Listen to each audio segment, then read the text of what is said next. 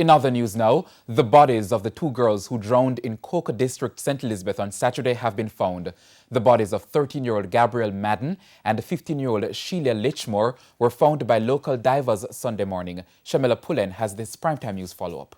From about 7 Sunday morning, residents, local divers, and members of the Jamaica Defense Force, JDF, resumed the search for the two teenage girls who went missing at the Black River Saturday afternoon.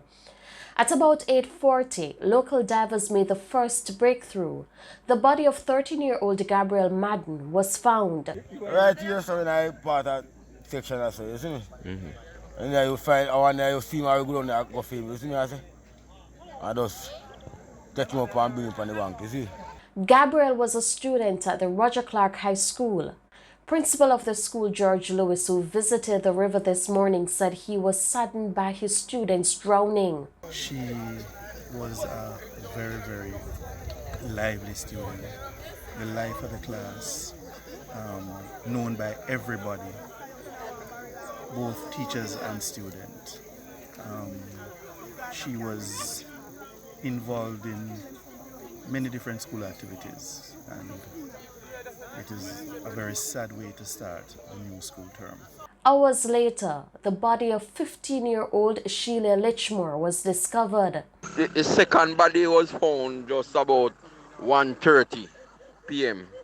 by local divers as the JDF Coast Guards left and called off the search, but the local divers keep diving and they had received the other body of the 15-year-old.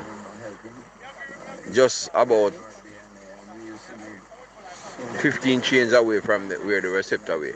About 4 Saturday afternoon, Gabrielle and her other friend went to the river to bathe. It's reported that Gabrielle fell into the river and got into difficulty. Sheila reportedly tried to rescue her, but she also got into difficulty. Shamila Pullen, TVJ News.